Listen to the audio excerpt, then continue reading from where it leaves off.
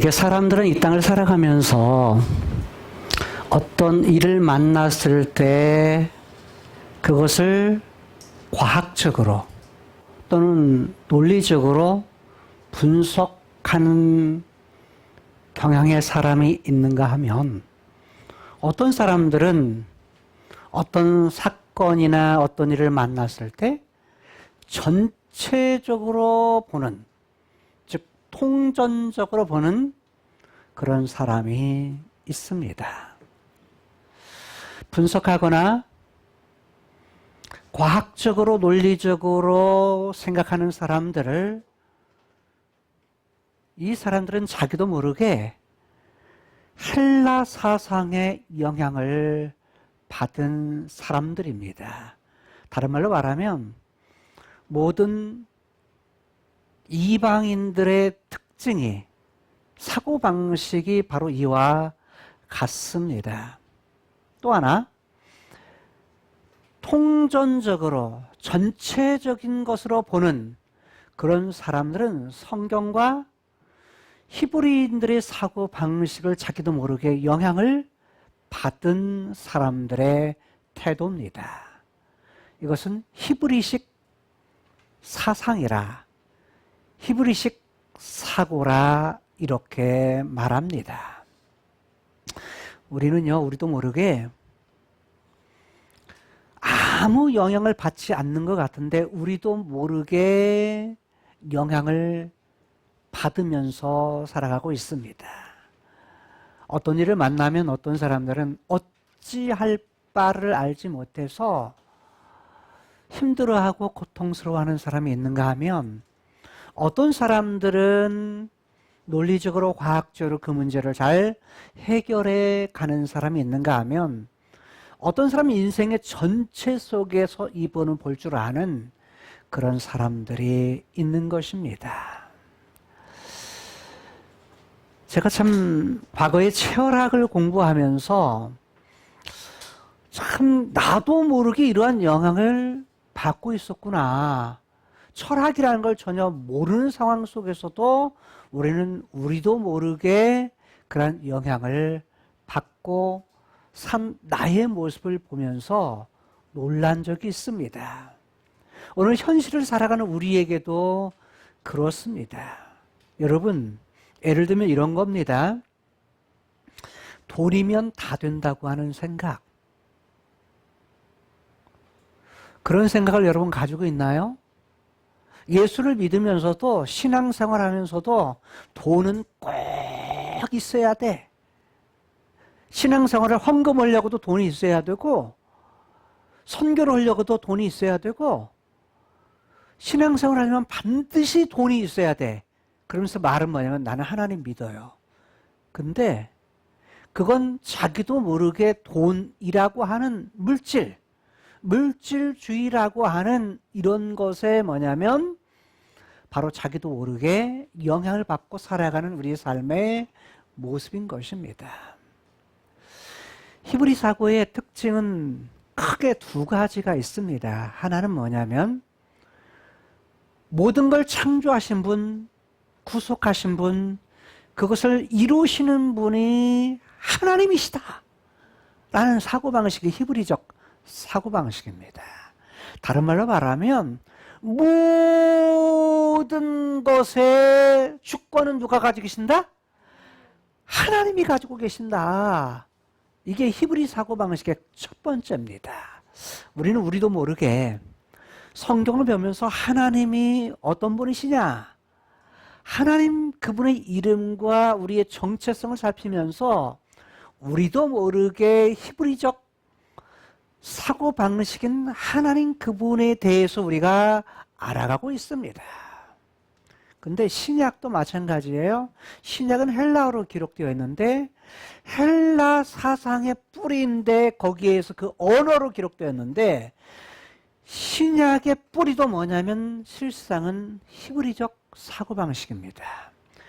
히브리적 생각을 가지지 않으면 신약도 풀리지를 않는 겁니다.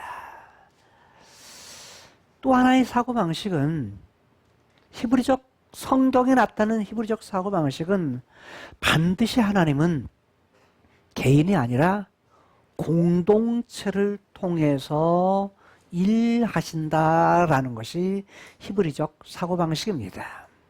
구약에서는 아브라함, 이삭, 야곱에게 약속하셔서 그 씨를 통해서 한 나라를 세우실 것을 약속하셨고, 그렇게 세워진 나라가 이스라엘이라고 하는 나라입니다. 바로 하나님의 계획은 구약에서는 이스라엘이라는 나라를 통해서 자신의 계획을 진행하셨고, 하나님의 개입에 의해서 예수 그리스도 그분이 오시고 나서 십자가에 죽으시고 부활하신 이후에 우리에게 생명을 주셔서 새로운 공동체를 세우십니다. 그건 하나님의 숨겨진 계획이었습니다. 그것이 뭐냐면 교회입니다. 교회라는 공동체를 통해서 하나님 자신의 계획, 자신의 뜻을 이루어 가십니다. 따라서 자기만 아는 사람은 창세기 3장 이후에 뭐예요? 타락한 죄악의 본성. 그런데 하나님의 계획은 개인, 네가 아니라 뭐라고요? 너라는 존재도 우리라는 존재 안에 두었다. 즉 그리스도의 몸 안에 한 부분으로 우리를 갖다가 참여시켰다. 그래서 우리라고 하는 것을 우리에게 주신 겁니다. 성경을 통해서 교회라는 부분을 벗어나서 우리들이 신앙생활을 올바로 할 수는 없는 것입니다. 그래서 뭐냐면 하나님 그분의 계획을 갖다가 성경을 통해서 우리에게 나타내신 것은 반드시 뭐냐면 우리라고 하는 부분을 절대 우리는 놓아서는 안 됩니다. 우리라는 부분으로서 가장 잘 이해할 수 있는 것을 할 수 있도록 이 땅에 내신 기관이 뭐냐면 부부입니다. 그 핵심이 부부예요. 부부가 너라는 사람이 만나가지고 우리라는 부부를 하나님이 주셨습니다. 그게 맨 처음 에덴에서 아담과 하와를 주셔서 한 부부를 주셔서 가정을 주신 하나님의 의도입니다. 교회의 핵도 그래서 부부인 것입니다. 부부가 올바로 서면 뭐예요? 가정을 올바로 세울 수 있는 뿌리를 가지는 겁니다. 예를 들어서 가정이라는 우리라는 걸 생각하지 못하면 이 사람은 늘 외롭습니다. 허망하고 허무합니다. 왜요? 가정이라는 공동체 속에 하나님이 두셨는데 그걸 자기가 뭐예요? 벗어나려고 합니다. 벗어나려고 할 때는 하나님의 본래의 히브리적 사고 속에서 유대인들에게 주셨던 그들을 통해 그들을 통해 하나님의 말씀을 맡은 자로 주셨고 그걸 통해서 주신 하나님의 의도에서 벗어나기 때문에 그 사람은 결코 행복할 수가 없는 것입니다. 진정한 행복은요, 성경을 통해서 하나님이 계획하신 바 그 속에 참여될 때의 사람은 진정으로 행복할 수 있습니다. 단순히 조금 있다 사라지고 조금 있다 사라지는 우리의 감정, 느낌의 행복들을 이 땅에서는 누리면서 살아가지만 진정한 행복은 성경 속에 전체 속에 나타난 하나님의 크신 계획을 알아서 그 속에 있을 때 우리의 행복은 영원할 것입니다. 오늘 사무엘하 22장 5절에서 8절까지의 말씀을 오늘 읽었는데 사무엘하 22장 전체는 시에 관한 부분을 담고 있다라고 지난주에 말씀을 드렸습니다.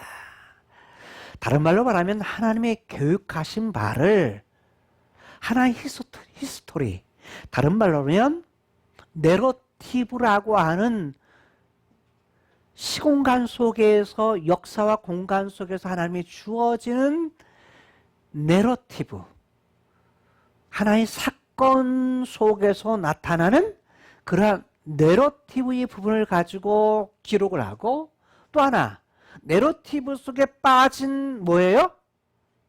에피소드. 에피소드는 뭐냐면 내러티브 속에 기록을 해야 되는데 그것을 갖다 기록할 때 빠지니까 그걸 뭐예요? 삽입을 합니다. 끼워 넣기죠. 우리가 끼워 넣어서 하는 것을 에피소드라 이렇게 말을 합니다. 어느 것이 중요할까요? 둘 다 중요해요. 근데 주저기는 뭐냐면 내러티브. 내러티브는 역사적 사실들을 가지고 있기 때문입니다. 또 하나는 내러티브 안에 담고 있는 부분에서 일어나는 사건들을 그 삶을 갖다가 다루고 있는 것이 시, 문학이라는 것입니다. 그런 것이 성경 안에는 욥기, 시편, 잠언, 전도서, 아가서입니다. 그러니까 이런 부분들은 뭐냐면 다 시, 문학이라는 부분을 담고 있는데 다 이거 뭐냐면 역사 안, 내러티브 안에서 일어난 일을 갖다가 뭐냐면 따로 떼어가지고 그때에 경험했던 것을 하나의 뭘로요? 자기의 그것을 비유로 은유, 직유 이러한 것들을 사용해서 그것을 표현한 것. 그래서 먼저 이것은 시에 관한 부분은 삶의 일부분이다 라고 말할 수 있습니다. 21장과 사무엘하 22장은 이 세 가지 것을 다 포함하고 있습니다. 자, 한번 보실까요?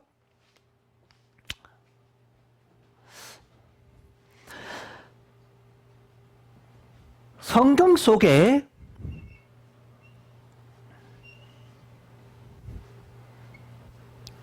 계시된 하나님, 그 하나님의 계획은 역사, 특히 역사라고 말할 때에는 성경에서 역사는 크로노스라 이렇게 말합니다.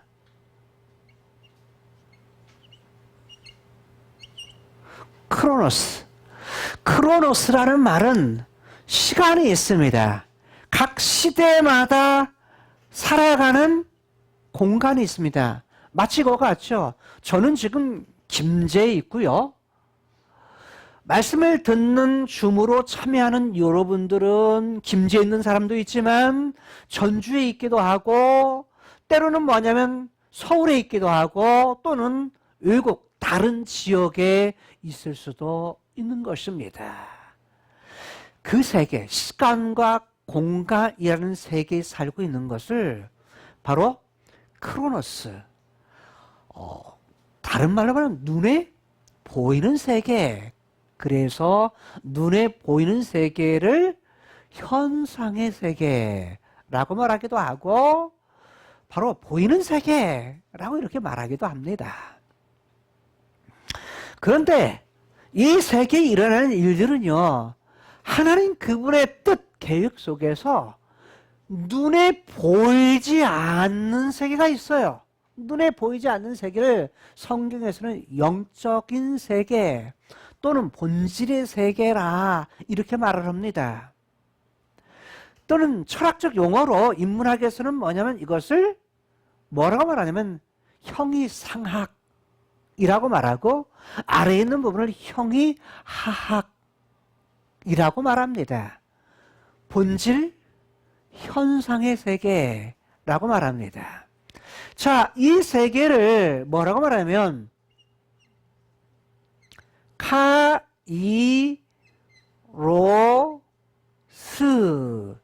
카이로스의 세계라 이렇게 말합니다.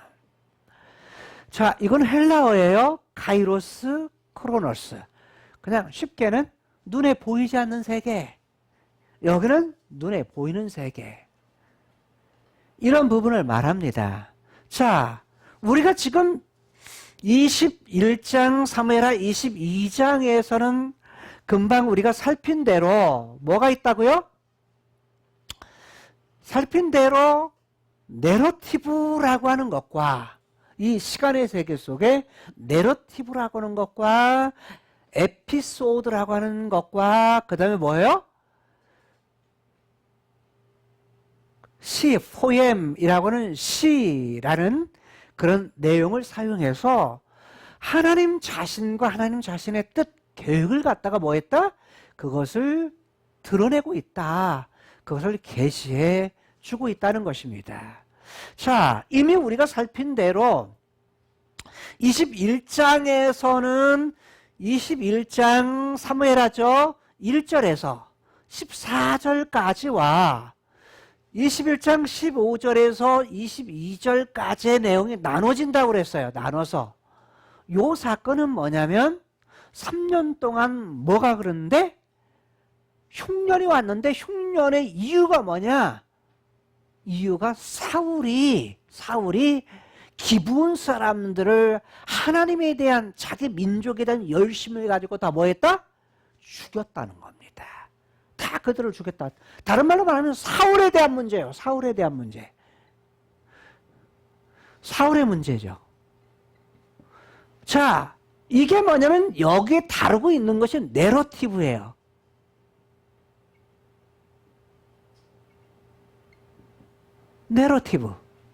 내러티브에 대한 이야기, 사건에 대한 부분을 다루고 있다면, 자, 이 부분은 뭐냐면 다윗과 다윗의 부하들이 블레셋의 네 장군, 어떤 장군? 거인. 아주 떡대가 큰 거인들 네 사람을 뭐 했다? 다 죽였다. 즉 블레셋에 대한 문제를 갖다가 다루는데 이 문제는 뭐냐면 에피소드입니다. 에피소드. 즉 내러티브에 없는, 지금까지 역사 속에 전혀 기록되지 아니한 새로운 빠진 그런 사건을 뭐 한 거예요? 끼워 넣은 거예요. 끼워 넣기. 그래서 에피소드의 사건을 넣습니다. 그런데 22장에서는 사무엘하 22장은 10편 18편에서 똑같이 이 시를 갖다가 나중에 시편에 넣습니다. 편입해서 편집을 해서 넣는데 약간 내용은 다 다루는데 약간 수정해가지고 넣습니다. 블레셋은 10편 18편이 아니고요. 이게 사무엘하 22장이 더 뭐예요? 원본이에요. 원본. 무슨 말 이해되죠? 그러니까 두 개를 동시에 본다면 어느 거를 더 먼저 와야 돼요? 이 부분을 더 봐야 돼요. 근데 이게 뭐냐면 시의 형태로 사용했는데 이렇게 생각합니다. 1절, 그 다음에 51절까지 있어요. 1절은 제목입니다. 제목. 다른 표제라고 말하기도 하고 이걸 또는 서론이라고 말할 수도 있어요. 51절은 결론입니다. 이 시에 그래서 이렇다라고 하는 거예요. 이러니까 이렇다라는 거예요. 그런데 이 안에 히브리적 사고 방식으로 기록된 것이 뭐냐면 X자라고 이렇게 말씀드렸어요. X자인데 요건 없어요. X자에서. 이걸 갖다가 이 X는 헬라의 키입니다. 키. 그래서 키아즘. 이건 다른 말로 하면 히브리어 문장 구조라고 씁니다. 히브리어 문장 구조가 몇 가지 있는데 대표적인 것이 X자형이 있고 또 평행으로 가는 것이 있고 V자로 가는 것이 있어요. 근데 이건 뭐 지금 하지 않고요. 그 나올 때 하겠어요? 이거는 X자인데 가장 많이 나와요.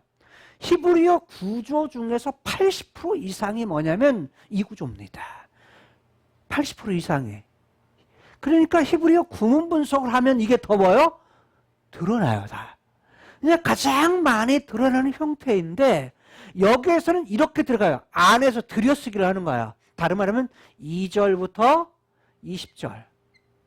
그 다음에 여기 다음에 50절이니까 50절이 되겠죠. 그 다음에 또 여기는 뭐냐면 여기가 29절이에요. 그럼 역 끝에 오는 것이 뭐겠어요? 여기 21절. 그 다음에 여기 28절. 이렇게 되겠죠. 그러니까 이런 식으로 기록이 돼요. 그러면 여기서 가장 중요한 건 어디예요? 언제나 이 가운데 있는 것이 가장 중요해요. 그러니까 이게 핵심이에요. 이게 야가 21절에서 28절이 가장 중요한 핵심이에요. 다른 말로 말하면 사무엘하 22장에서 가장 중요한 핵심은 뭐냐? 절대 놓쳐서는 안 되는 찐빵에서 가장 중요한 건 뭐예요? 안고. 안고가 뭐냐? 했을 때는 야예요. 야는 뭐냐? 다윗이 의롭다. 하나님이 왜 다윗이 의로운가? 하나님이 의롭기 때문이다 라는 거예요. 이 말로, 레위기 말로는 뭐야? 야, 너희 거룩하게 살라. 왜? 하나님이 거룩하시니까. 이 말하고 똑같아요. 아시겠어요? 의, 거룩. 그렇다면 다윗의 의를 앞으로 살펴보겠지만 두 가지예요. 아, 의롭다. 그럼 깨끗하다는 말. 다윗이 후에는 뭐였죠? 다윗의 인생 속에서 실패를 봤어요. 실수하고 죄를 지었어. 근데 그 얘기는 하나도 안 나오는 걸 보니까 이건 후반부에 쓴 시가 아니라 그의 인생의 뭐예요? 초기, 전반부, 왕이 된 전반부에 기록된 것이 틀림이 없어요. 다른 말로 말하면 왕성해가지고 하나님을 막 섬길 때, 이럴 때 기록된 시인 것이 틀림없어요. 자, 무슨 말 이해되죠? 예를 들어서 죄를 지었다면 죄 지은 상황에서 자기 떳떳하다, 의롭다 이렇게 말할 수 있겠어, 없겠어요? 그렇게 못하는 거예요, 사람이. 양심이 있지. 그렇잖아요. 그렇게 못할 텐데 그런 것이 전혀 없는 걸 봐서 그가 왕이 된 후에 뭐냐면 초기에 기록된 것이 틀림없다라는 거예요. 자, 그 중에 의는 뭐냐면, 핵심 뭐냐면 이거예요. 첫 번째는 뭐냐면 내가 하나님을 의지했다. 하나님을 바라보며 살았다. 이거예요. 하나님이 하나님 의지하는 거. 다윗의 의는 뭐냐? 다윗의 의는 뭐냐? 왕이 되기 전에 어려운 일을 당해도 하나님 바라봤지만 왕이 된 후에도 누구를 바라봤다? 하나님을 바라봤다. 하나님 의지했다. 요게 뭐요? 다윗의 의의 첫 번째 내용이에요. 여러분 깨끗해요? 안 깨끗했잖아. 죄인이잖아. 근데 여러분이 의인이라고 할 수 있는 것이 뭐예요? 예수님을 통해서. 근데 예수님 통해서 우리에게 준 것이 뭐야? 하나님 바라보게 만든 거예요. 하나님을 아빠라고 부를 수 있고 하나님 의지하게. 이게 뭐냐면 의예요. 의.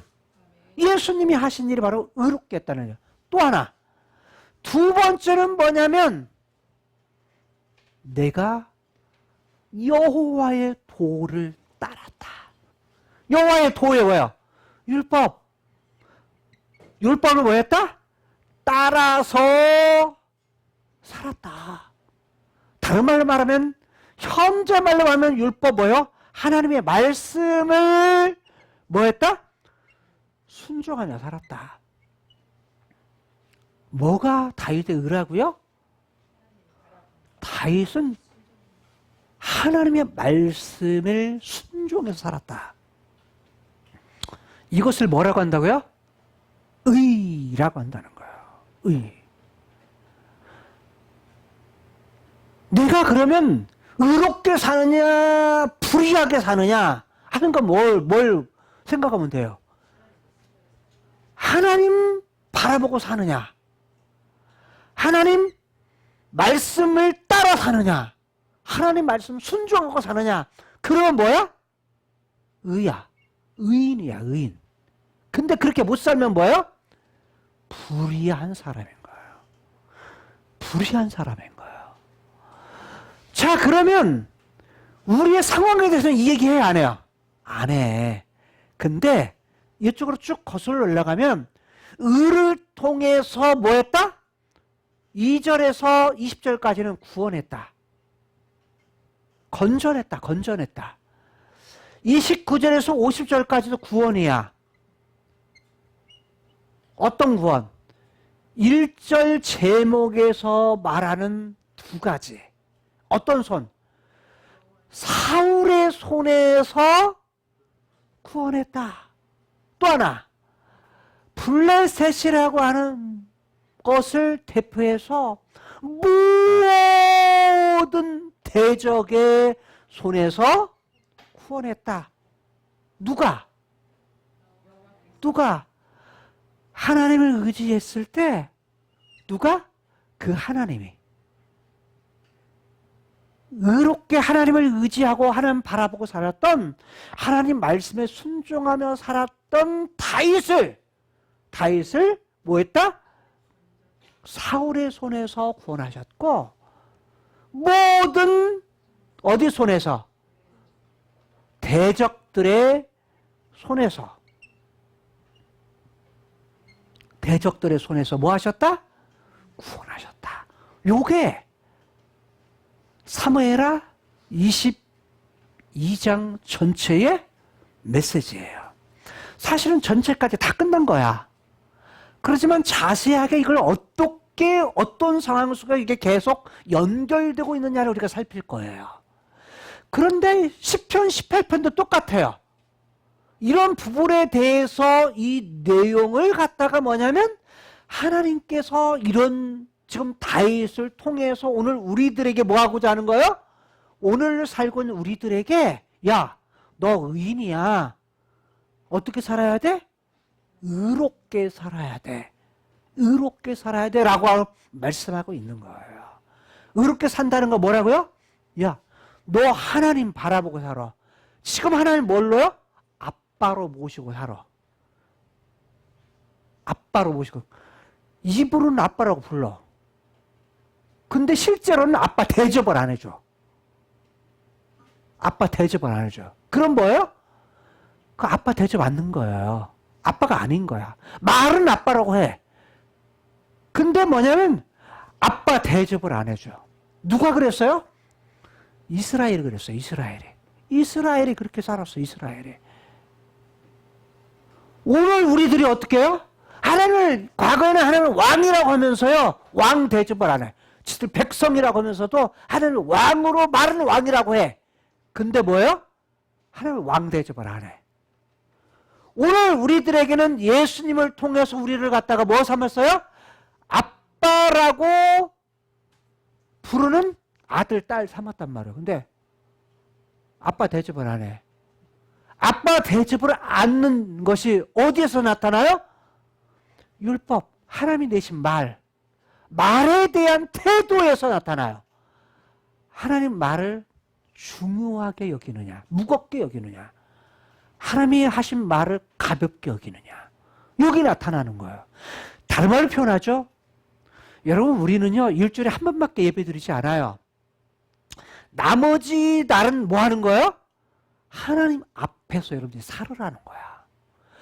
말씀을 깨달은 대로 그걸 되새김질해서 여러분이 삶의 현장에서, 여러분 직장에서, 가정에서, 학교에서, 어디서든 여러분들이 어떻게 살아가는 거예요?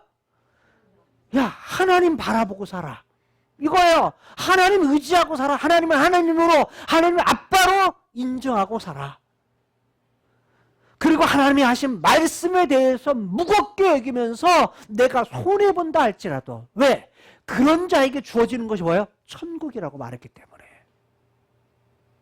모든 걸 내려놓을 수 있는 자가 뭐다? 천국이 저희 것입니다. 그것이 뭐예요? 마음이 가난한 자는. 왜? 그게 천국을 누리는 자. 하나님의 계획 속에서 위에 카이로스의 세계의 것을 이 땅의 크로노스의 세계에서 이 땅에 누리는 자의 삶이고, 앞으로 영원한 나라를 누릴 자의 삶이기 때문에 그래요. 이게 뭐냐면 하나님의 말씀을 의지하는 자, 말씀을 순종하며 살아가는 사람들의 삶인 거예요. 그 말씀의 핵심이 뭐예요? 이 땅에서 하나님과 사람 사이, 나와 나 사이, 나와 사람 사이, 나와 하나님 만드신 만물 사이에 뭐하고 살라는 거야? 율법을 통해 주신 핵심 뭐예요? 사랑해라. 사랑하지 못하고 살면 미워한다, 미워하거나, 그 다음에 뭐하고 살면? 질투하거나, 이러고 살면 정상적으로 사는 것이 아니에요.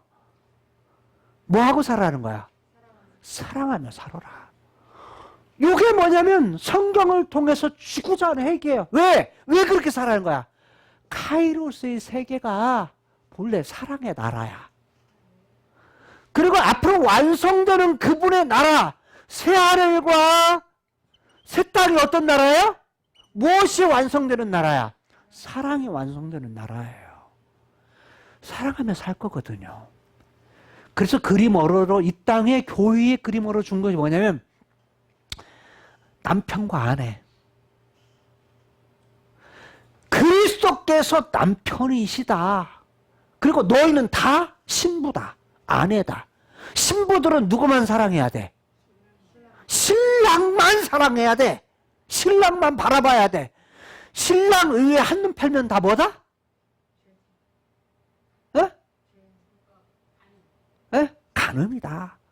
신랑 의에 다른 곳에 한눈 팔면 바람 피는 거다. 바람 피는 거다.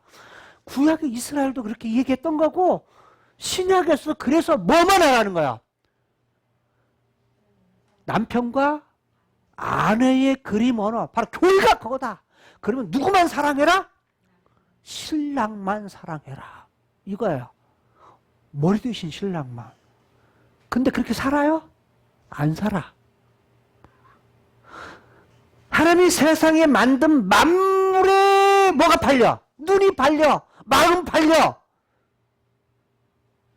그렇게 못 사는 것이 우리의 현실이에요. 왜? 타락한 후에 죄성을 가진 우리의 육체가 있기 때문이에요. 근데 그 속에서 늘 어떻게 하라는 거예요? 하나님 바라는 거 잊지 마라. 말씀 순종하는 거 잊지 마라. 그 말씀의 핵심인 사랑하는 거 잊지 마라. 그럼 어디에서 어떻게 살아야 돼? 우리의 삶의 현장에서 그렇게 살아야 되는 거예요. 여러분, 사랑하면요, 눈이 멀어요. 눈이 멀어. 사랑하는 눈이 멀어요. 그렇지 않나요? 처음 결혼할 때 어때요? 눈이 멀어서 아무것도 안 보여. 아무것도. 온 세상에 누구만 있는 것 같아? 둘만 있는 것 같아. 그 수많은 75억이 넘는 인구 중에서 결혼해도 누구만 있는 것 같아요? 둘만 있는 것 같아. 사랑은 모든 것을 다 덮어요. 근데 결혼하면서 3년, 5년, 10년, 20년 이렇게 살다가 보면 뭐하죠? 눈알이 벗겨지네. 벗겨지는데 어느 쪽으로 벗겨져? 창세기 3장 쪽으로 벗겨지는 거예요. 그래서 뭐 하라는 거예요? 사랑은 다시 눈을 뭐예요? 처음에 두 눈을 다 감았다면, 한 눈 떴다면 뭐예요? 두 눈 다 질끈 감고 배려하는 거예요. 그게 사랑인 거예요. 그게 뭐냐면 가정에서 부부간에 그래야 되는 거고, 아이고 그냥 사랑할 짓을 해야 내가 사랑하지, 이게 아니라 그 짓을 해도 뭐예요? 그래도 어떤 사람이니까. 그래도 어떤 사람, 하나님의 형상대로 만들어졌고, 잃어버렸지만, 하나님 형상을 잃었지만 예수님을 통해서 어디 갈 사람? 새하늘과 새 땅에서 함께 살 사람이니까. 지금 부족해도, 지금 모자라도, 그래도 뭐 하는 거예요? 사랑하며 사는 거예요. 그게 뭐다? 어디서부터? 가정에서부터. 여러분, 교회 성도들 봐요. 다 이렇게 보면 다 각각이에요. 각각. 마음도 각각, 생각도 각각, 하는 행동도 각각. 그러면 뭐 하죠? 화가 나요, 안 나요? 사실 내 마음대로 안 주잖아요. 하나님 말씀대로, 목사인 제가 봐도 뭐예요? 말씀대로 안 사는 모습이 더 많아. 그렇잖아요. 그럼 답답할까 안 답답할까요? 답답하죠. 근데 그 속에서 내 모습을 봐요. 아니, 나도 그런데 하나님 앞에 하나님 저 모습이 내 모습이에요. 이래. 하나님 저 모습이 내 모습이에요. 내가 그래요. 내가. 하나님 제가 그래요. 제가 그렇게 살아요. 그러니까 뭔가 할 말이 있어 없어요? 아, 오래 살다가 보니까 처음에는 막 화도 내고 뭐 이랬는데 그럴 필요 없더라고. 아, 이거 내 모습이 그런 거래요. 내 모습이 그런 거야. 사실 그런 것 같아요. 사람이 점점 나이가 먹어가면 어려운 일을 만나면 자, 홍역을 겪으면 뭐 한다고요? 사람이 크죠. 아기가 크죠. 어떤 병을 걸면 병 걸리고 나서 나으면 더 크죠. 어떤 힘든 일을 겪고 나면 뭐예요? 더 장성해요. 근데 신앙도 그런 것 같아요. 하나님을 알아가는 것도 창세기 3장 타락한 본성을 가진 인간이 예수 믿어도 바로 변하느냐? 안 변하더라고요. 안 변해. 뭐가 필요해요? 시간이 필요해. 하나님이 일하시면 필요해. 저를 보니까 그러더라고요. 그렇게 안 변했던 내가 주님이 찾아오셔가지고 딱 한 번 만나가지고 딱 하나님 그분이 만나주심을 통해서 뭐 한 거예요? 내가 핵가닥 변하더라고요. 아니 누가 변하라고 변한 것이 아니에요. 여러분도 마찬가지예요. 누구 만나면 하나님 만나면 여러분 인생 변하지 말라고 해도 여러분 변합니다. 그러니까 뭐 하는 거예요? 그냥 기다리는 거예요. 기다리는 거야. 근데 안 만나도 뭘 통해 살아가면 하나님의 말씀에 의해서 살아가면 뭐 할 수 있어요? 사람이 변할 수 있다는 거예요. 변하는 것이 당연하다. 라는 거예요. 자, 이런 사람인데 이 속에서 지금 다윗은 어떻겠느냐? 다윗은 사울에 의해서 뭐였어요? 쫓겨다니는 신세가 됐어요. 쫓겨다니는 신세. 이것을 갖다가 22장에서 뭐라고 말하면 대적. 자, 이 속에서 뭐 했다? 자, 다윗에게 있어서 사울은 대적이다. 그 다음에 흉악, 원수 이렇게 표현을 해요. 누가? 다윗이.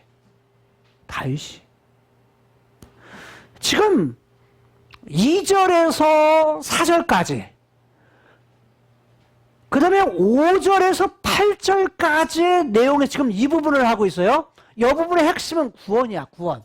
그런데 구원을 하기까지 특히 사울을 통해서 구원을 받기까지의 과정이 어땠느냐라는 거야. 그런데 사울을 통해서 다윗에게 있어서는 대적, 흉악, 원수라고 표현하면서 오늘 본문 속에서 네 가지로 표현해요. 5절에서 뭐라고 표현하느냐? 이렇게 말을 해요. 사망의 네 가지로 표현하는데 사망이 뭐죠? 죽음이라는 거죠. 사망의 물결. 사망이 물려온 거다. 이 물결이라는 말은 다른 말로 파도라는 거야. 파도가 샥 빠졌다가 샥 물려오죠. 뭐가? 죽음이. 즉 대적 흉악 원수를 다윗은 뭐라고 표현하냐면 물결인데 물로 표현해요. 파도인데 뭔 파도? 죽음이 몰려오는 파도와 같다요. 막 파도. 자기에게 지금 사울이 자기를 죽이는 것을 자기를 죽음으로 몰아넣는 파도와 같아 라고 표현하는 거예요. 이것이 뭐였다? 예우고 둘러쌌을 때 라고 말해요. 그것이 둘러쌌다. 그 파도가 자기를 둘러쌌다. 그러면 위기예요? 아니에요? 위기예요. 그 다음에 뭐라고 말해요? 불의의 창수, 어려워요. 우리말 번역 직역해 놔가지고. 창수라는 말은 무슨 말이냐면 이것도 물이에요. 물.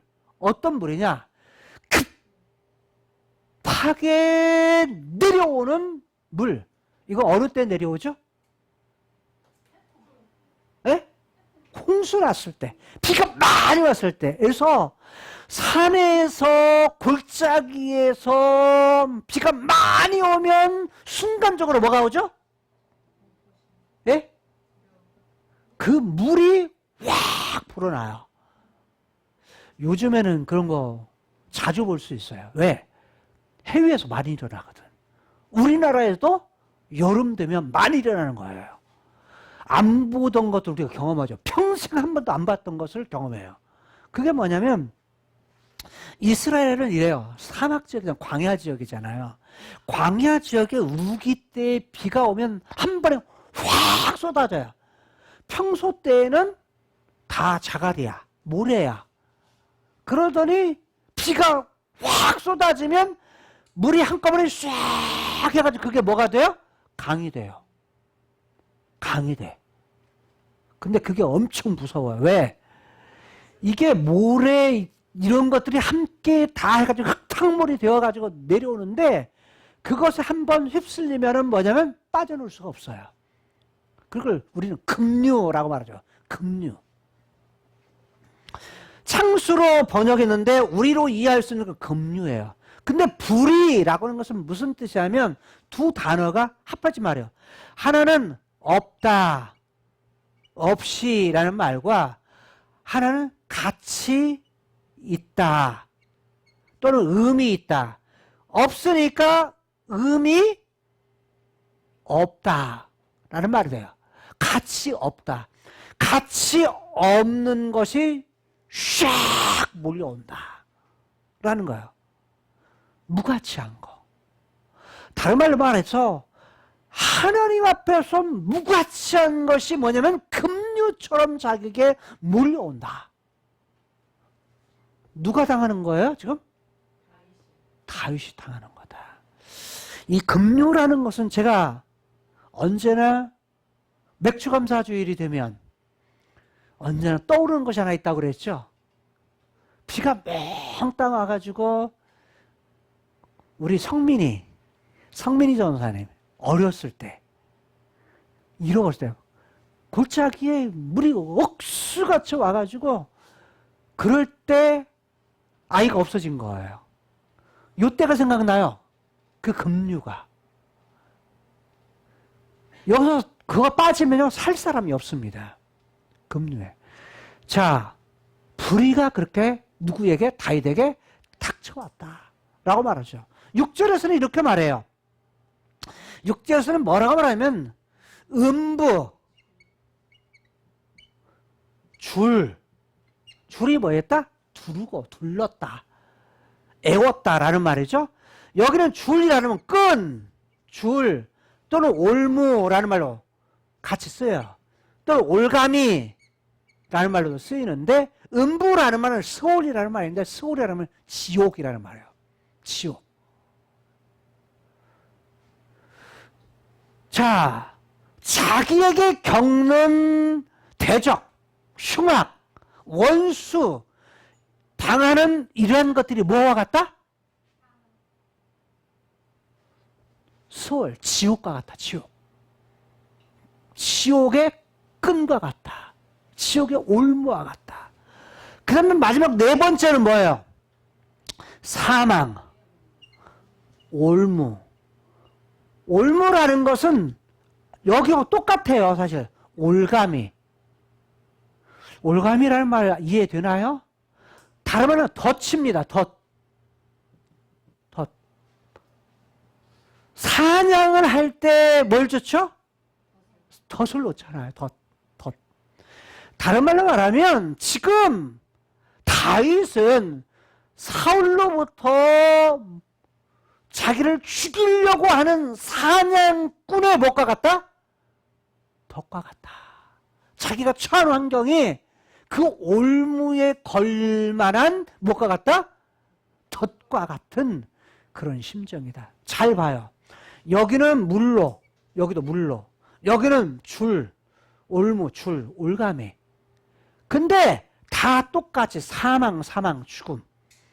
여기는 음부, 지옥, 여기는 무가치한 것이라고 말해요. 자신이 처한 상황을 이렇게 표현하는데 7절에서 그 상황을 이 한마디로 표현해요. 내가 환난 중에서. 자, 이렇게 당하는 모든 것을 한마디로 뭐다? 환난. 이라고 말하는데, 환난이라는 말은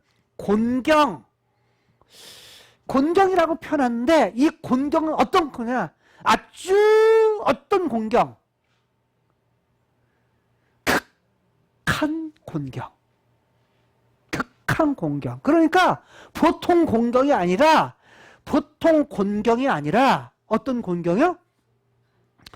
죽음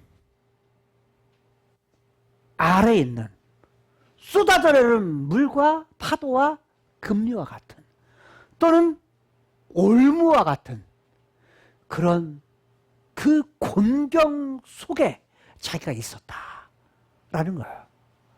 우리가 인생을 살다 보면 이런 경우를 많이 만나죠. 때로는 가끔 만나기도 해요. 그렇잖아요. 어찌할 수 없는 곤경, 그 위기 이런 것들을 만나죠. 그런데 이때 다윗은 뭐라고 말하냐면 이렇게 당하는 공경들이 내 이라고 표현해요. 그러니까 나라고 3번, 내라고 1번 이렇게 해가지고 4번을 지금 당하는 것이 나의 사망의 물결, 나의 불의의 창수, 나의 음부의 줄, 내가 사망의 올무. 여기에 뭐냐면 자기가 있다고 말을 해요. 그러면서 자기가 지금 당했다. 자기가 지금 처한 상황에서 이 환난 중에서 자기가 어떻게 했느냐? 이런 상황이 되면 사람은 뭐 하죠? 누구를 찾아요? 신을 찾아요. 하나님을 찾죠. 하나님 그분께 뭐 했어요? 아뢰었다. 아뢰. 또 그 다음에 나의 다윗의 하나님, 나의 하나님께 뭐 했다? 아뢰었더니. 자, 여기 때 하나님 용어를 딱 2번 나오는데 여호와라는 말과 하나님 말을 다 썼어요. 처음에는 여호와께 아뢰며 과거에도 함께 가셨고 지금도 존재하시고 앞으로도 함께 하실 그분. 근데 그분은 뭐예요? 능력이 크신 하나님. 다른 말 하면 이 모든 곤경, 이 모든 환난에서 뭐 해주실? 건져주실 만한 능력이 있으신 여호와 하나님이라는 거예요. 하나님을 찾으면서 아뢰었다. 아뢰며 우리는 기도는 이걸 갖다가 다른 말로는 이게 불렀다는 뜻이에요. 불렀다. 뿌리가 불렀다. 누구를 부르는 거야? 누구를 찾는 거야? 하나님을 찾는데 하나님 이름을 불렀다는 거야. 하나님을 불렀는데 부르는 것을 우리는 기도라 이렇게 말을 해요. 그런데 부르고서 뭐 한 거야? 끝나버리면은 우리는 우리 쪽으로 끝나. 왜 이렇게 안 들으셔? 내 기도는 안 들으셔. 왜 하나님은 내 말을 안 들으시지? 이렇게 말할 수 있잖아요. 근데 그렇지 않으셔. 여기에서 뭐라고 말하느냐? 저는 누구예요? 하나님, 여호와예요. 하나님 여호와. 어디에서? 그 전에서 내 소리를 들으시며 나의 부르짖음이, 나의 기도가, 나의 아뢰는 것이 뭐였다? 그 귀에 들렸도다. 우리가 아뢰면 그분이 무엇인다? 들으신다. 하나님이 뭐예요? 들으신다. 이게 샤마, 경청하신다. 반드시 그분이 무엇인다? 들으신다. 하나님은 반드시 들으시는 하나님이시다. 공경이 있을 때, 하나님을 알을 때 그분이 뭐 하신다? 들으신다. 근데 이게요, 신기해요. 요때 쓴 것도 미완료, 요때 쓰는 것도 들으심도 미완료예요. 무슨 말이냐면 한 번 하고 끝나는 것이 아니라, 아르는 것도 한 번 하고 끝나는 것이 아니야. 아르는 것도 아르기 시작했지만 아직 안 끝났어. 계속해서 아르요. 어느 때까지? 하나님 들으실 때까지 계속 아르는 거예요. 미완료로. 들으시는 것도 뭐야? 바로 들으시고 응답을 해주시면 얼마나 좋아. 듣기는 들으시는데 바로 안 해. 바로 안 해. 미완료 뭐야? 계속해서 들으셔. 들으셔. 듣기만 하면 뭐예요? 8절이 놀라운 거예요. 8절 보세요. 이에 들으신, 알고 들으셨는데 이에 뭐 하셨다? 땅이 진동하고 떨며 하늘의 기초가 뭐 했다? 요동하고 흔들렸으니. 이때 쓴 용어가요, 동사가 4가지예요. 4가지. 처음에는 진동했다. 여기는 뭐예요? 진동. 그 다음에 뭐예요? 떨며. 또 하나, 요동. 또 하나, 흔들림.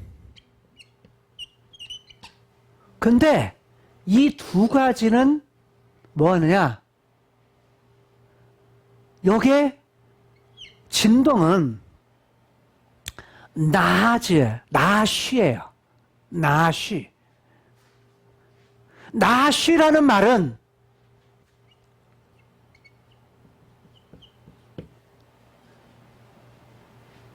강렬하게 흔든다라는 말이에요. 에? 뭘?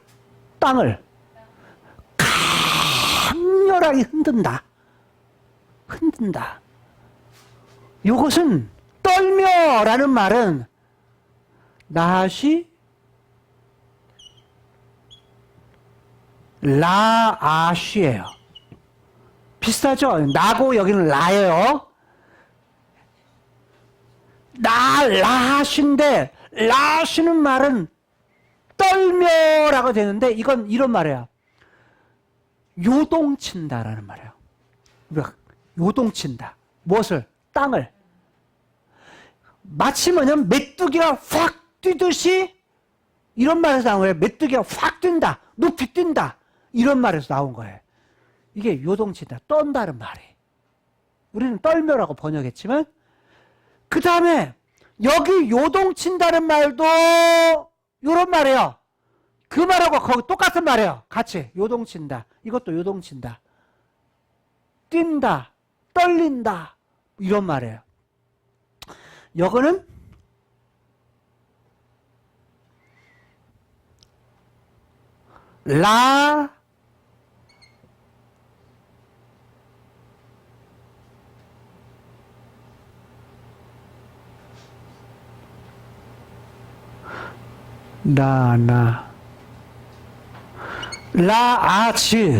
라즈예요.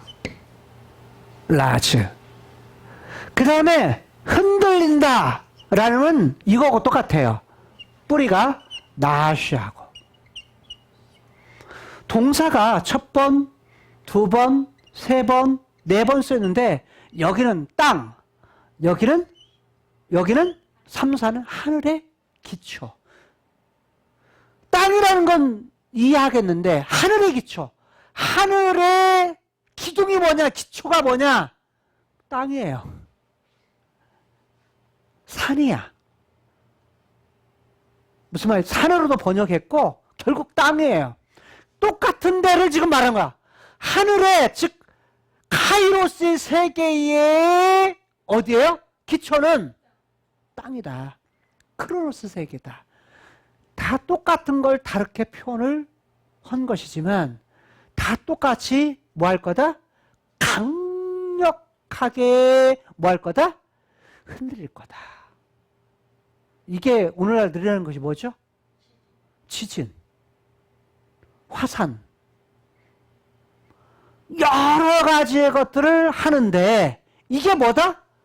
하나님이 들으셔서 카이로스의 세계에 있는 그분이 뭐 하는 거야? 강력하게 개입하시는 거예요. 개입하시는 거예요. 그래서 오늘 말씀의 제목이 뭐냐면 이렇게 정한 거예요.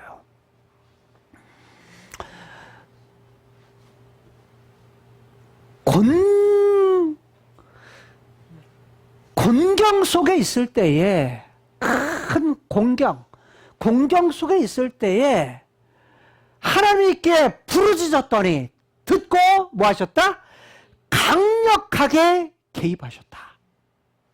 강력하게 개입하셨다. 하나님이 개입하셔. 뭐 하려고 개입하실까요? 뭐 하려고? 다윗을 뭐 하려고? 다 알잖아. 건지시려고, 구원하시려고. 그럼 그 다음은 할 것이 뭐냐면 딱 정해졌어. 다음에 하는 건 뭐냐면 하나님이 강력하게 어떻게 개입하셨느냐? 라는 것과 어떻게 개입한 사건을 하나님이 시로 썼는지 표현했는지 또 하나는 그렇게 개입해서 다윗을 어떻게 구원하셨는지. 그러니까 여러분 봐요. 근데 여기 중요한 거 하나가 있어요. 하나님이 개입하시는데 그냥 개입 안 하셔. 다윗이 어떨 때? 의로울 때. 의로운 자의 기도. 의로운 자의 기도를 뭐 하신다? 들으시고 개입하신다는 거예요. 그럼 의가 뭐라고요? 하나님을 의지하고 하나님 말씀에 순종하며 사는 사람의 기도를 들으시고 개입하신다는 거예요. 에레미야 11장 10절에서 11절을 보면요. 불의한 자의 기도를 듣지 아니하신다.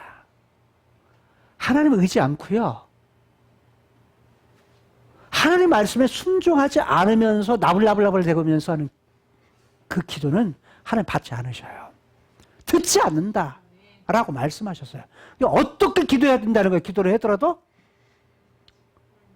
다윗 고백한 대로 의로운 자, 하나님 바라보고 하나님 의지하고 하나님 신뢰하고 그 하나님 붙들고 살고 하나님 그분의 하신 말에 대해서 중요하게 여기고 무겁게 여기고 그 말씀에 순종하며 사는 자의 기도를 뭐 하신다?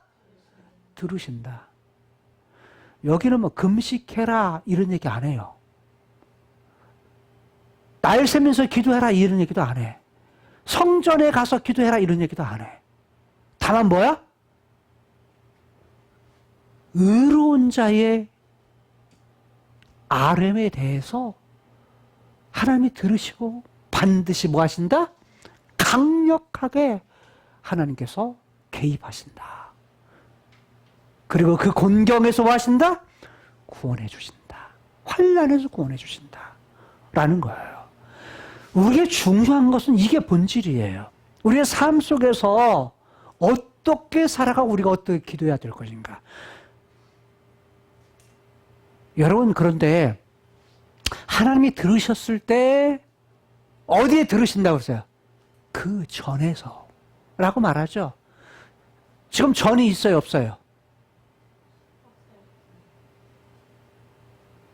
다윗 때에 전이 있어요 없어요? 성전이 없어요. 성전이 없어. 사람이 만들어서 하나님이 거처하는 것을 짓는 걸 성전이라고 그러죠. 거룩한 집. 근데 아직 성전이 없을 때예요. 근데 이건 무슨 의미일까요? 이 전은 하나님이 거처하는 곳. 하늘 성전. 하늘 성전에서 들으신다.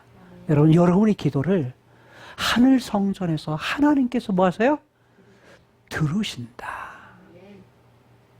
제목 한번 오늘 같이 우리가 읽고 우리가 마치도록 하겠습니다. 시작. 나의 부르짖음을 듣고 강력하게 개입하시는 여호와 하나님이라 하십니다. 이 하나님을 의지하고 하나님 그분의 말씀에 순종하여 여러분이 하나님께 아뢰고 아뢰일 때에 하나님께 들으시고 하나님이 개입하셔서 여러분의 문제를 해결해 주시는, 구원해 주시는 그 하나님을 경험하며 살아갈 수 있는 저와 여러분들의 삶이 될 수 있기를 주님의 이름으로 축원합니다. 기도하시겠습니다.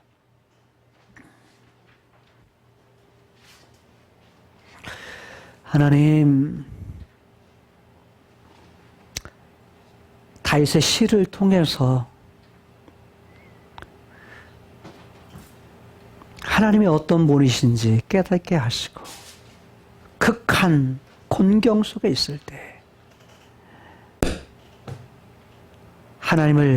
하나님께 아뢰고 아뢰었더니 하나님이 하늘 성전에서 들으시고 하나님이 개입하셔서 그 기도에 응답해 주시는 하나님이심을 저희 살펴보았습니다. 우리 인생 속에서 의로운 자의 기도, 하나님을 의뢰하고 하나님을 의지한 다윗의 기도, 하나님의 도를 따랐던 하나님 말씀에 순종했던 의로운 다윗의 기도를 하나님께 들으셨던 것처럼 우리 인생 속에서 하나님만 의지하고 하나님 말씀에 순종하며 살아갈 수 있는 하나님의 사람들 되게 하여 주옵소서. 예수님 이름으로 축복하며 기도드리옵나이다. 아멘.